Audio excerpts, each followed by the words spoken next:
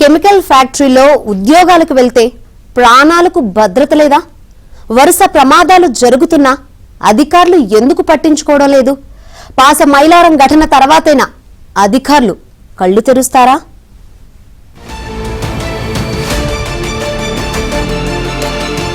పరిశ్రమల్లో భద్రతా లోపం కార్మికుల ప్రాణాన్ని గాల్లో దీపంలా మార్చుతోంది.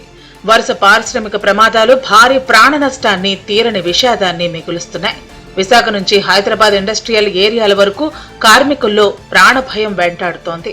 ప్రాంతాలు, ఫ్యాక్టరీలు మారవచ్చేమో కానీ క్రమం తప్పకుండా విషవాయువుల లీకేజీ, రియాక్టర్లు, బాయిలర్లలో పేలుళ్లు, ఏదో ఒక కారణంతో ఎగిసిపడుతున్న అగ్నికీలలు ప్రమాద ఘంటికలు మోగిస్తున్నాయి. ఆసియా ఖండంలోనే అతిపెద్ద పారిశ్రామిక వాడకు నెలవైన పటాన్ చెరువులో కార్మికుల ప్రాణాలకు భద్రత కరువైంది. నిత్యం ఏదో ఒక పరిశ్రమలో ప్రమాదం జరిగి కార్మికుల ప్రాణాలు గాల్లో కలిసిపోతున్నాయి. తాజాగా పాస మైలారంలో జరిగిన ప్రమాదంలో పలువురు కార్మికులు మృతి చెందారు. అయితే పరిశ్రమల్లో ప్రమాదాలు జరిగినప్పుడే కార్మిక తదితర శాఖల అధికారులు తనిఖీలు చేస్తున్నారు తప్ప మిగతా సమయాల్లో ఎలాంటి చర్యలు తీసుకోవటం లేదనే ఆరోపణలు ఉన్నాయి. పటాన్ చెరువు సమీపంలో వేలాది పరిశ్రమల్లో లక్షలాది మంది ప్రత్యక్షంగా, పరోక్షంగా పనిచేయడంతో పాటు వేలాది మంది ఉద్యోగులు ఉన్నారు. కానీ పరిశ్రమల్లో ప్రమాదాలు నివారించేందుకు యాజమాన్యాలు కనీస సౌకర్యాలు కల్పించకపోవడంతో కార్మికులకు రక్షణ లేకుండా పోతోంది. ఈ పరిశ్రమల్లో ఒడిషా, ఉత్తరప్రదేశ్, పశ్చిమ బెంగాల్, బీహార్, గుజరాత్, రాజస్థాన్, మహారాష్ట్ర, కర్ణాటక, ఛత్తీస్గఢ్, మధ్యప్రదేశ్ కు చెందిన కార్మికులు ఎక్కువగా పనిచేస్తున్నారు. పరిశ్రమల్లో ప్రమాదాలు జరిగి ఎంతో మంది చనిపోతున్నా రక్షణ చర్యలు తీసుకోవటం లేదనే విమర్శలు ఉన్నాయి.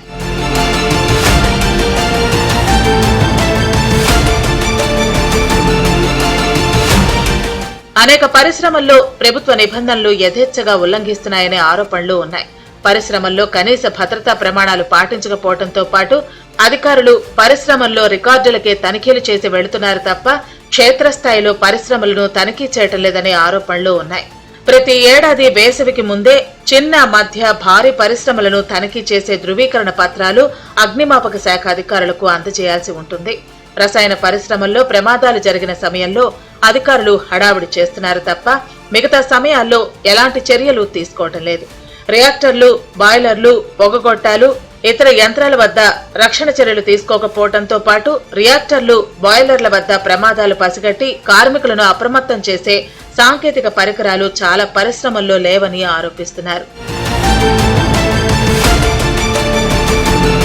ఉమ్మడి విశాఖ జిల్లాలో 1000కి పైగా పరిశ్రమలు ఉన్నట్లు అధికారికంగా లెక్కలు చెబుతున్నాయి.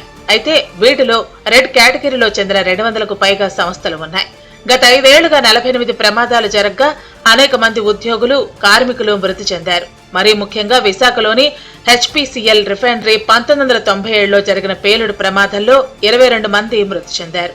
విశాఖలో ఇప్పటి వరకు ఇదే అతిపెద్ద ప్రమాదంగా ఉంది.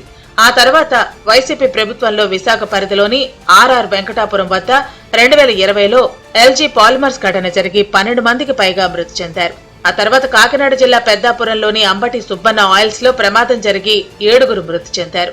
ఇలా పలు కెమికల్ ఫ్యాక్టరీల్లో జరిగిన ప్రమాదాల్లో పలువురు కార్మికులు ప్రాణాలు వదిలినట్లు సమాచారం.